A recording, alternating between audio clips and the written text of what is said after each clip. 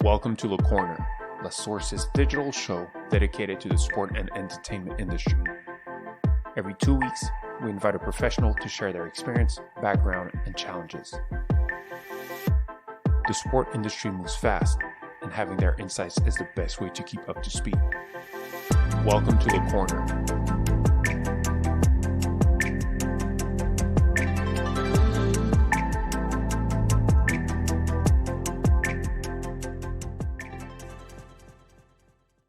Hi everyone, welcome to Le Corner. Our new episode today is with Joe Edwards from the Super League Triathlon.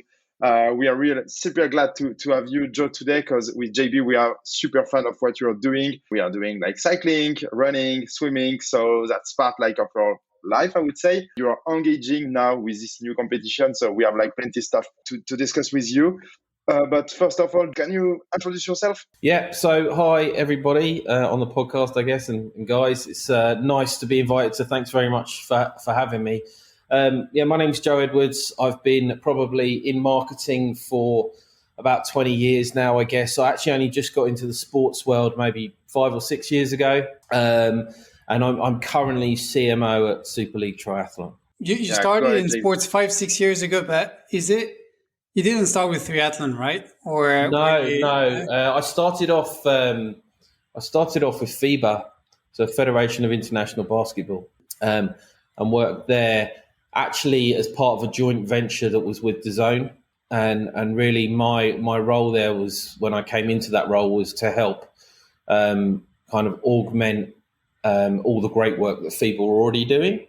But looking at with the rights that DAZN had at the time for FIBA and how we could kind of help FIBA's marketing team kind of improve and optimize everything that they were doing. Cool. Okay. So if you need to like provide like more insight about your background, like, so you decided to work in the sport industry from the beginning of your career. It was like just an opportunity with FIBA. Like, what was the context? Yeah, so I guess I'd worked in agencies for a lot of my career, a lot of tech agent, like working for big technology companies, or at least the agencies were.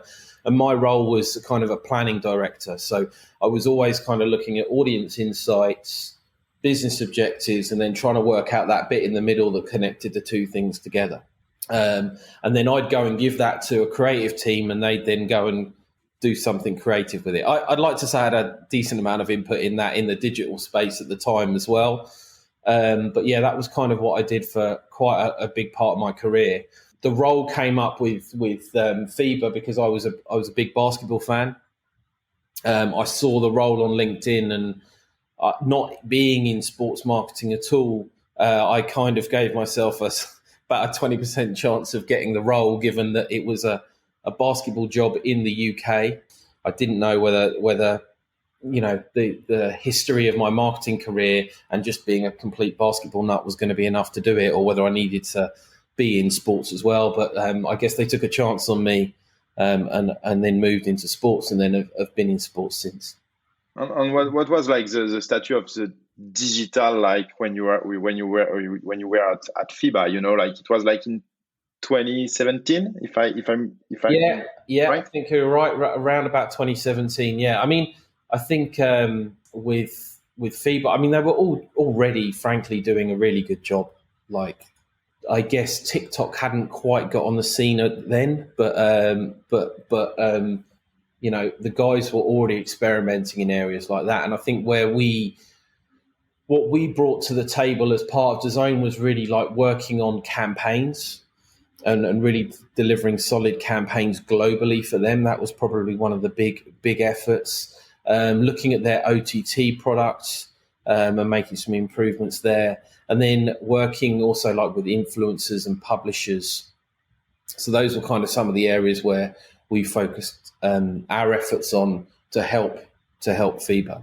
For me, Joe, I had one question, because if I take a step back, it's, you know, today digital is like, okay, everybody take it for granted, but in the early 2000s, that was not that clear or that straightforward to say I'm working in digital marketing or taking care of it. And I think from the beginning of your journey as a professional you've been into the digital world? Is it something after maybe you joined this passion with the other passion of basketball, but were you already into this kind of mood in terms of, okay, I know the future will be around the digital side of things, or I need to be around? Yeah, I mean, I'll be honest. So when I came out of university, the dot-com bubble burst. It was the first explosion. So I couldn't get a job for love nor money. So thought, I'm just going to start a web design company with a couple of mates. And that's what I did. And we ran that for kind of 5 years. I don't know whether it was a good idea to do it after the dot-com bubble burst, but we did it anyway. And it worked well? It went well for 5 years, yeah. And then we kind of all went our separate ways, as you do. And I kind of actually then began to focus more on marketing, I would say, than the kind of digital piece. But what I would say is that, digital, to me, digital hasn't, it's got more complex, it's got more targeted, but it hasn't really fundamentally changed for me. I kind of see a message and a channel and an audience, and it's really just how do I use that channel to get that message to that audience in the best possible way. As new products come in, you have new nuances of how you want to kind of deliver things, but fundamentally it's like, how do you get a message to an audience in a way that's going to get them engaged? So yeah, I don't really see, I mean, it has obviously changed and exploded, and COVID has brought us into this world of Zoom and actually us, the general population being more accepting of digital in general. But really, for me, it hasn't really changed that much. I kind of see the whole thing as one big channel, and it's just how do you use it to the, how do you chase the audience, or how do you use the audience to? Yeah, exactly. I like it actually. If I remember, so you work like on the agency end, you work on the organization end. What is tricky, like to have like these two kind of background, I would say. What's the best? Like you have like a message, you want to like provide like new insight, new way to communicate with your fan, with your audience. Yeah. Is it like easier to manage that when you are like an agency and you are like providing a message to the industry, or is it easier when you are the organization and you have like the content itself? Yeah, I think agency and client side was always really interesting. I think a lot, when I went client side, I finally kind of wrote this post about peering behind the curtain from an agency point of view. And I think agencies are there because they are given a specific brief, they are given the time to think about it, and then they can go and deliver something for the client. And I always kind of felt working in agency side, and I still do, is that they're kind of at the tip of the spear, but the spear itself, the handle, is the client. They're the guys that have really got to make all the work happen. Whether you work in client side or in an agency, you still have to get buy-in, whether that's internal stakeholder or an external stakeholder. And I don't believe that bit really changes, to be honest with you. Mm-hmm. Yeah, makes sense. JP, you have to add something on that. I think you were part of both sides too. Yeah. No, I was just wondering which one did you prefer the most, or maybe it's one another, or maybe it depends a bit on what you're looking for. But I was wondering, like, which one you've liked the most, or for which reasons. Yeah, I mean, I think like I've liked both. I think that they both have pros and cons. There are, cultural differences in the way agencies work to larger organizations, but then actually I would say most startup kind of environments work like agencies, generally speaking. They're a lot more nimble, a lot more fluid, and I love that side of it. But you go into a big client side and all of a sudden you've got, typically a considerable bigger budget to kind of work with, and you have a lot of process to get through as well. But if you can work through that set process with people and get that right, then once you've done that job, that bit, everything becomes a whole lot easier. Even before COVID, when I was working client side, I had an international team. We met up maybe once a quarter if we were lucky, but everything was done over what was probably Cisco or some sort of WebEx type thing. And we worked really well as a team together because we kind of put the processes in place and built an online culture together that allowed us to kind of have the human interaction while having processes to get the job done as well. But actually, I was thinking maybe, sorry, David, if I'm moving forward too fast, but go ahead. For me, the way I sit around the Super League Triathlon is like, it might be actually a perfect in-between or some kind of a match because it's brand new. It has a lot of potential. It's well-backed. Or from the outside, I think it's a great product. And in a way, you can combine a bit the two that you were mentioning. So to a certain extent, you would have free space and room to be a bit more like lean and to work a bit more. I hate the word agile at the moment, but a bit more like a startup without being too much of a big boat or a big organization. Yeah, we're definitely not an oil tanker. I mean, I think if you kind of see how we delivered Arena Games for the first time during COVID, I mean, we turned that round in record time with a brand new partner. I mean, I've never done anything like that in my life before. And testament really to the management team to deliver that part operationally and through the partnerships to make all that happen. I mean, it was phenomenal. I mean, I always say that, marketing, we're here to kind of deliver the product, but the product's already there, right? So it's or deliver the product in a way where we're talking to an audience about the product.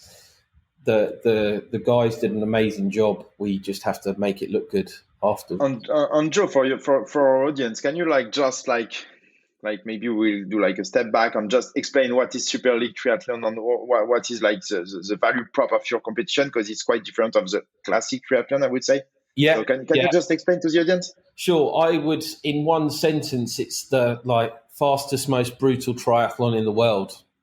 We have the world's best athletes. It is short form. We have multiple formats, multiple ways to win prize money through point scoring, and it's built for media. It's built for the media. Whereas other triathlon products with names I won't mention because I don't want to mention them are a lot longer. You're watching one person on screen for 10 hours. Sweat, and that takes nothing away from what it takes to do what these guys are doing. But in terms of a spectator, there's no real experience. There's no massive amount of excitement. It's just watching one male or female sweat for a long time. Our stuff is like head to head, fast pace. You will see crashes. You will see people diving on top of each other. You will see people getting kicked in the face. All those kinds of things are happening because of the nature of the product sport itself. Mm-hmm. But yeah, we're very much here to be, a media first triathlon product for the spectator. Since the beginning, it was, conceived and presented like this as a media product before being like a sporting product, right? Yeah. Before being a participation product, absolutely. And that's what motivated you at the beginning to move, or what do you mean, move from my current role to this new one? Yeah. In terms of like experiencing maybe a new product or a new. I've always loved the challenge, and watching this racing to me was just a real great experience. I don't come from a triathlon background. I'm a runner, but to watch that sport was brilliant. And what's quite nice about Super League as well is it has a level of layers to it as well. So kind of the more you get into it, the deeper you go down into it, and the more that you kind of learn. So even just watching it at first, it's like, oh my God, head to head triathlon, never seen this before. then you go into, there's point systems. We've introduced teams this year for the first time and are hoping to develop that further. But really, to me, it was about, actually, personally, it was a career move and seeing how I can improve my career. And secondly, it was like the challenge ahead. Can we make this bigger? Can we deliver on the promise of Super League? Yeah, and that's interesting because you mentioned that you're like building like a brand and a content for the spectators, but it was like for the fans like around the world, but on site too, I guess, which is super interesting because normally when you are like watching like, let's say like a run or like a race like for cycling or something like that, like it's too long and like you can like just see like them like during 30 seconds, and it's not the case like during your competition. It's not the case when you for the engagement like on digital too, because you can like put like different cameras, different like action. Absolutely. That's interesting too. Yeah, we've definitely tried to make sure that the footprint is small, so it's almost like a stadium. When you're in there, you're right on the camera angles. I mean, kind of when I came in Jersey 2019, we played around with like 360 cams for digital and that kind of stuff, which was kind of good fun to do. I mean, 2020. I mean, we've taken a bit of a different approach in our content for 2020. I think really what we've tried to do this year is establish a content platform for Super League and really hero our athletes so that our audience can get to know them and get to know the personalities. Yeah, and do you think like it's key for like sport like triathlon or other one? Like I'm thinking about tennis with Mouratoglou and his new competition at the same time. Like for you, it's key like for a sport to change like a little bit like the rules and like the way that they are entertaining fans to be sure that they are like attracting like a younger audience. I mean, I don't even think it's attracting a younger audience. I think it's just attracting an audience. Yeah, already. Yeah. I think for us, there's this mixture of like one thing that's been very important for me is mixing sport and culture together. And other people might call culture entertainment or whatever. And you see it in the Drive to Survive and that in itself of trying to engage a different audience in a different way around the sport, it's been good for Formula One, but it's also created its own challenges as well, because now they've got people that are kind of interested in the people, but not necessarily in the racing. And it's like, how are you going to join those two things together? Mm-hmm. So that's a great challenge to have, right? I think it's a great challenge to have. And I couldn't applaud Formula One more for kind of the approach that they've taken with it. I do definitely think that people in general want to know about people. Like the race is one part, one aspect of it, but most people kind of want some more depth to just what's in front of them. And I think that's an important part that sport needs to play. So that's part of your content strategy, like to create like storytelling and like just not streaming like the live content on the race itself, but more the storytelling around the event. Around the event and then around the athletes as well. And again, delivering some of the values of our sport. We're very much an equality-based sport. The men and the women, they get the same amount of airtime. They get the same opportunity for prize money. And so I think it's really important that we use the platforms that we have to kind of talk about, yes, the storytelling, but also the values that our sport brings to culture. Yeah, definitely. JB, you wanted to add something, I think. Yeah, I was just thinking in terms of stories, if you could tell us a bit more, because that's linked to the product itself, but it's a bit the business of the entertainment industry. How do you create stories? How do you create relationship around these stories? And then how do you monetize them to a certain extent? Yeah. So I was wondering if it's core to what you're doing in terms of not just the sports and the product, but the stories around the athletes and maybe the fans as well. Yeah, I mean, I think I can't give too much away just yet, but I think no breaking news. Yeah, no, not quite breaking news yet. But really, what we wanted to do this year was establish, as I said, that kind of content platform and tell the stories of our athletes. And really the way that we went out and did that was really kind of day in a life-esque mini documentaries. We've also produced a documentary on Vincent Louis, who was kind of like our poster child from 2019, just won everything from Super League. So pre-Olympics, and there's 3 more episodes to come out. We dropped one just before the Olympics. So that's a real quite long form piece that we're pushing across our channels. And what is the relationship that you have with your media partners for this kind of documentaries? Like, do you share like this content with the right holders, or like you're keeping it like for your own platform in order to like amplify the voice of your brand? Yeah, I mean, I think this year we had to prove to ourselves that we could deliver high value, high quality content.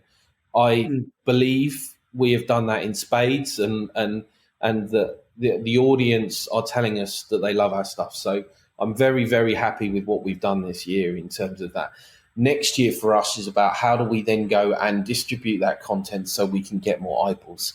So our next job is really like how do we push that content out? How do we monetize that content, both from with partnerships that we may have, but also with kind of broadcast partners and that kind of stuff. Okay. And at the moment it's that balancing act of awareness versus revenue that we're always playing with. Frankly, I don't think anyone's quite got the right answer, and we all just kind of go through a process of making sure that we're ticking boxes where we can, really. But yeah, we're a young sport as well, so awareness is important. Is important. Yeah, I was thinking it's the whole debate around the free versus pay TV, around to which extent you want to short-term maximize your revenues against the possibility to increase the masses or the awareness. But I was wondering when you were talking is like, the strategy is great from the product and how you place the content and make it a bit more cultural and something different than purely sports. And my question was, how does that work with the athletes? Are they part of the organizations, or I don't know if do you have is there like a collective bargaining agreement in place? Or, I see how that works with other partners, but the athletes, which are the core of your sports, how does that work in terms of relationship or? Yeah, so we basically, with our key athletes, we have ambassador agreements, what we call ambassador agreements. And effectively, what that means is, the athletes will be racing in a championship series, but they're also then obliged to do a certain level of kind of content with us as well. Okay. The Vincent one was interesting in that, that was completely separate of those ambassador contracts, and it's something we felt we needed to do because Vincent's a really, big name, particularly obviously in France. And we saw the benefits for both him and for us to kind of go and deliver that piece of content. So we have mutual agreements in place, I guess, with these athletes to allow us to produce content with them effectively. Yeah. Okay. And you mentioned before, like you're trying like to attract people and first like to be sure that you are like doing like the right thing for your fans. I think it's like totally part of your role right now. And my question is, how do you educate your audience, especially those who are new to triathlon, about this unique format? Like, what are like the key for that? Yeah. So in terms of education, like we were talking about it yesterday, actually, with our production team, and the first place we have to do it's on the broadcast. Like that's like one piece that we have to get them there, because once we got them there, then we can lead them off into other places to go and find other bits of information. but primary goal, get them to broadcast and educate them through the broadcast. How do you do that? Do you use, I don't know, what we call innovation or technologies to help them understand better the sports with, I don't know, data or storytelling? Or how do you go to your broadcast partner and say, okay, there is a new fan, or there is like person A coming in, tuning in? What was the story we tell, or how do we do that? Yeah, I think it's, I actually think it's less innovation and more storytelling. I think it's the job of the commentary team to be able to deliver that. I think it's the job of the graphics to be able to do that, and something that we're working towards for 2022. But then once you get past that, it's making sure that all the information's available. So we'll put all the format explainers up through our social media channels. We'll make sure that if you ever want to know which format and which race, you just hit the website and you'll find all the information there, all about the point scoring systems. We make sure that we kind of brief commentary teams, brief other broadcast partners, and make sure they've got all the information they need in a kind of broadcast media packs that we produce alongside the running orders. So all the information's there and readily available. But yeah, I mean, the education piece will never stop because we will always keep growing, and therefore we're always going to have new people come in. And that's why you need to put like the process in place. Sorry to cut you, but that's exactly the beginning of the podcast today. Like you're saying, like I need to like create the process with the right people at the right place, and it's part in fact of what you're doing right now. Yeah, absolutely. So yeah, finding the right touch points and just making sure they can get to the information.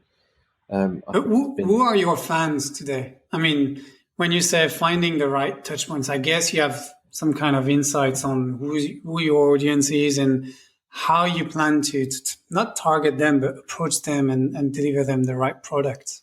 I mean, the right stories. Yeah. I mean, so we've done a fairly hefty amount of work understanding our audience already. Like one of my goals is to make sure as a team we're audience experts. We do know a lot about them already. I think at the moment, like we are now the number one most followed triathlon sports media product. So we've just grown past World Triathlon, which is great. I don't include Ironman in that because I believe they have a participation proposition and not a rights holder proposition predominantly. And I would say that our fans are they skew affluent achievers. Basically, is kind of the way that I kind of determine them. They have a good income and they're doing pretty well in business. In your opinion, what can the Super League Triathlon product provide to partners compared to other sports? Because basically when you are like creating a new league, you need to find like finance, you need to find partners, sponsors. What do you provide like compared to other sports? I think like the phrase that we use is niche at scale. So we've got quite this niche audience, like these affluent achievers, as we kind of phrase them. And that is quite a unique audience. It's quite a niche kind of audience, but we do have the scale. As I said, like number one followed on social media now for triathlon sports media. So we have the scale. We really focus in on kind of our four key markets, and really, I guess we have the engagement with that audience as well. So, I really do believe that our audience is kind of where our value lies for our partners. And then, how do we try and think about activating our audience through the funnel as well for a partner. So it's not just about logo on a screen. We really try and go down and how can we kind of do custom targeting, custom campaigns, custom activations that meet the needs of the organizer of the partner throughout the funnel. Makes sense. On quick one for you, Joe, like what kind of partners are interested in being like next to you? Like, is it like just like triathlon endemic brands, let's say like you will have Strava, you will have this kind of partners, or you have like non-endemic brands like, I don't know, like an insurance or stuff like that? Yeah, so I mean, previous partners were Royal Bank of Canada. We're talking with like automotive brands as well. So we definitely have a mixture. And yeah, obviously there's a level of endemic brands that are interested in us because we can kind of go straight to the root of their audience and have a very exciting product that they can align with. But we also, because we have this niche at scale, these affluent achievers, they also provide an in for, financial organisations. We've had OFX, who are one of our partners at the moment, who deal with global money transfers. So there's definitely a real mixture out there that are looking to align with us. I mean, our Royal Bank of Canada look to us because of the community aspect that we can actually deliver within Jersey. So again, lots of different routes in to our brand, to align with our brand, to go and talk to our audience. So yeah, we're quite fortunate in that way, in terms of partnerships. Do you see the growth of the fans? I mean, I'm trying to figure out in terms like, I see the markets, I see really the passionate fans around triathlon and everything, but do you see from the first years you've had, to which extent this funnel is really widening, or are you touching very much new audiences that you were not thinking of at the beginning, which are not necessarily pure sports or triathlon fan? The plateau's a long way away yet, and we've got a lot of growth to go. I would say that we've captured the audience that you would expect us to capture. And at the moment, we are in this place where we are looking at the other audiences. I would say we widened our funnel, if you like, at the top this year to kind of push out a little bit past the expected targeted audience. And we're really, I mean, at the end of the day, we are established. We just want to become a lot bigger. To do that, we've got to be attractive to a sports fan. I don't think we'll go past the sports fan yet, but first and foremost is be attractive to a sports fan, and bring all those people in. I mean, I can't remember the exact numbers for the viewership of the Olympic relay, which was possibly, was a very, very exciting race, and it was great to see because to me, it just crystallizes how important Super League is in terms of the product it delivers, because the relay was kind of just delivering a short form triathlon. So it kind of just crystallizes Super League even more. But that audience there, you feel like that's the one to go and get, because you've got that casual viewer in, as well as the kind of more hardcore fan. Yeah. Makes sense.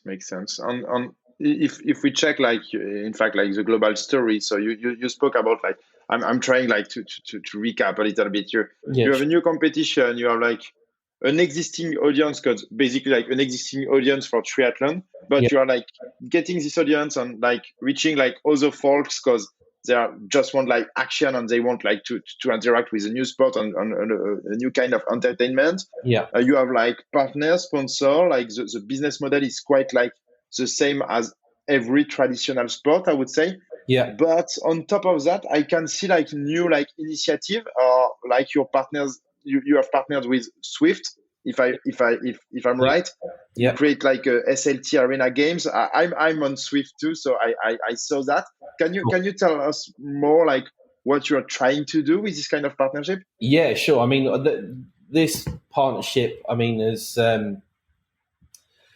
been a great one, and very much born out of COVID, and it is a very innovative and integral one to Super League. I mean, we came up with the idea because COVID was around. So maybe to explain to the viewers, the idea behind Arena Games is it's a blended virtual and in real life triathlon. So the athletes jump on a turbo in Zwift. You can watch the program through the Zwift virtual reality. They then go from there and they jump on a treadmill.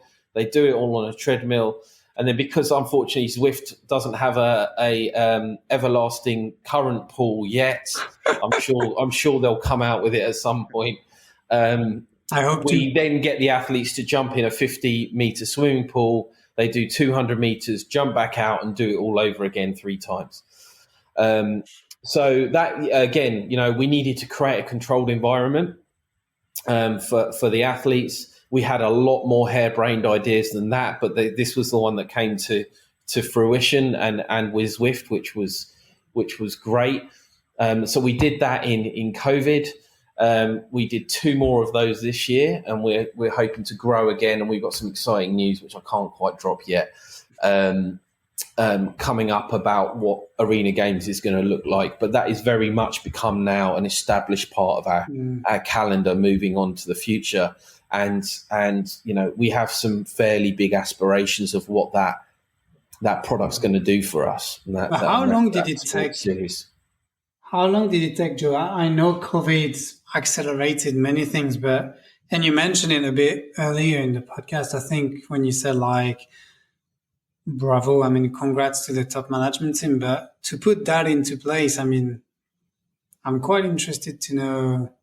Yeah, I think, and honestly, that year was a massive blur, because I don't think I've ever been as busy and only actually put on one almost physical event, being Arena Games. I think from announcing it to being live was about 6 weeks. So there was obviously a bit of work in the background with Zwift and finding a venue and all the other kind of things that go with finding the athletes and everything. But yeah, I feel like we turned that around in about 6 weeks. I was thinking it's also, you need to convince, or I don't know if it's convincing, but you need to reassure the athletes around the integrity and the fact that Zwift will be working perfectly for each one of them. Because if I'm competing with other ones and that's my job, actually, and I know David will I'm sure he will share this, because you want to make sure that if you are cycling at 42 or 43 or 45 Ks an hour, you want to make sure Zwift is recording it right, and that the guy just next to you is not just it's not cheating, but you want to make sure you need to have the trust into the tech or into the Zwift. Yeah, well, technology. Everything was calibrated on site. We put rules in place as well around if something goes wrong with your run or your bike, you have to treat it like it's a technical fault on your bike if you were out in the real world. And that's how we kind of delivered those expectations to the athletes. Some people are going to be unlucky, and that's the way this is going to go. Anyway, if you don't have any other solution or any other plan B, so then you do with it. But I was just thinking from the athletes and from the whole, not equity, but integrity of the competition and everything. It's even like running on the treadmill, and you give 200%. Those guys are just like professionals, and they want to give it everything, and they just want to win. So I was just curious to, I love it and I see it perfectly, but if it's your duty to win, then you need to make sure to reassure them, because I was like, if you give 200%, you don't want Zwift to fuck you up because of any kind of we were very, very happy with the technological infrastructure basically that we put in place. It wasn't without bumps in the road. Like, I can remember Michael, our CEO, I think, having to run out and buy power cables for all the iPads and all sorts of things. So it was all hands to the plow to actually make that all happen. But yeah, really, obviously, the whole team, really, really proud of that effort. And just on this one, because in the sport industry, a lot of people are talking about this kind of phygital, so the link between all the metaverse and everything. So that was kind of one of the first real experimentation around what kind of digital event or race can look like. And I know that you were mentioning like it's not breaking news, but I guess you have some stuff ready for the coming months. But I guess you must have like key learnings from that trial and from that first project, I guess. Yeah. I mean, we definitely do. I mean, I think like data integration is probably one big key learning. We've got two timing systems working, and to be able to get that data onto a broadcast and then making sure it feeds through our marketing channels in a smooth, efficient way was a challenge. Definitely, given the timeline that we had as well. I think we have there was tons of learnings to be frank. That was probably one of the bigger ones was around like how do we integrate all this data together and deliver it in a meaningful way for the fans. Okay, makes sense. And I think that's funny because at the end we're speaking about like global partnership like in the virtual environment. We are speaking about data collection. I think that's a little bit like the future of your organization. And if we need like just to maybe like finish the podcast, like I have like a last question. Where do you see like the growth of the league in a few years or more globally of the triathlon maybe? Well, I mean, it's a big question. I think where I mean, well, I could be quite blunt about it and say, go ahead, it's the last one. Yeah. Well, I could be quite blunt about it and say I have a certain amount of KPIs that I've got to hit by 2024, and I know exactly what those numbers are.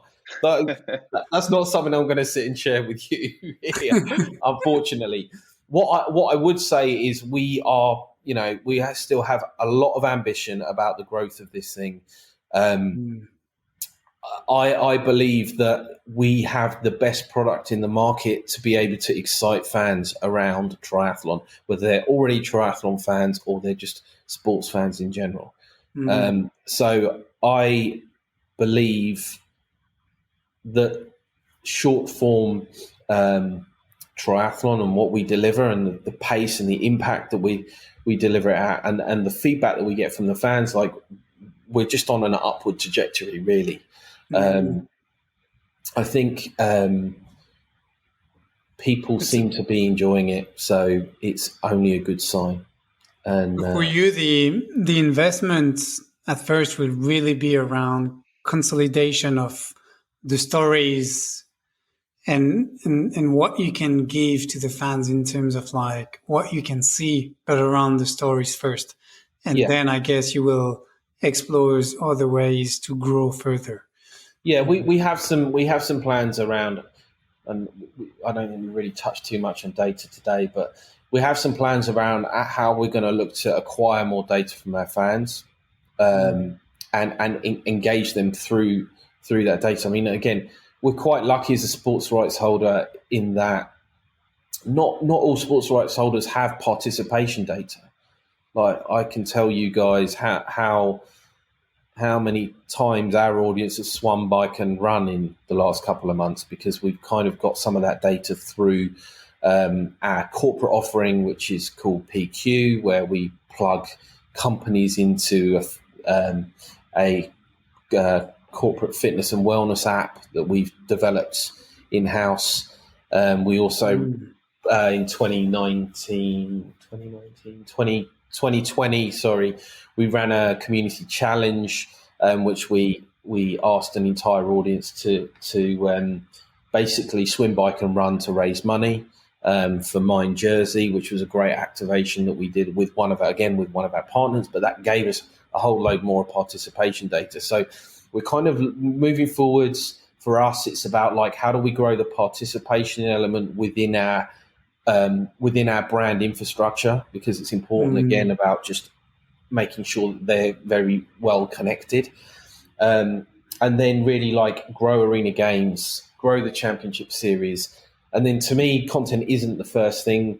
The first thing is really the racing. The content augments and helps us grow as we go. Okay. Yeah. I like it because you go back to the participation, which I love. And can we see like other kind of competitions that you can manage in the future? Not only triathlon, but maybe like just like a cycling race or something like that? Again, in COVID, we actually did some Zwift. We did Zwift championships with our athletes as well. Mm-hmm. At the moment, we're just looking at arena games and the championship series.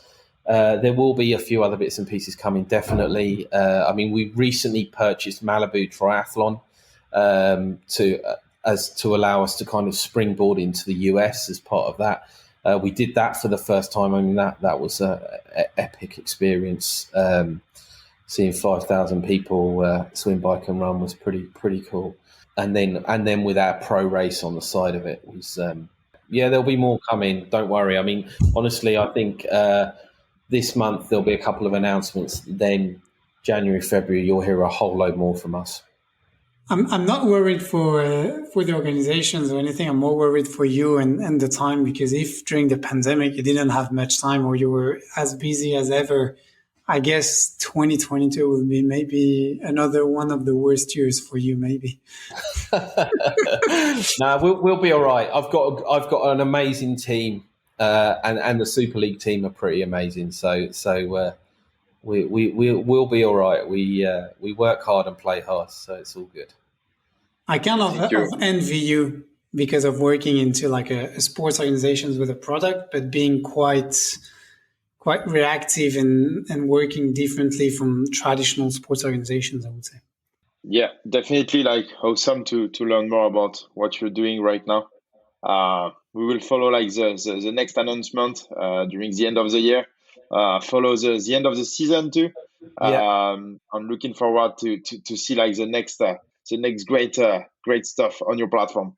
Yeah, cool. Thanks, guys. Thanks for having me. Thank you, Joe. Thanks a lot. Have a good day. Bye bye. Cheers. Le corner.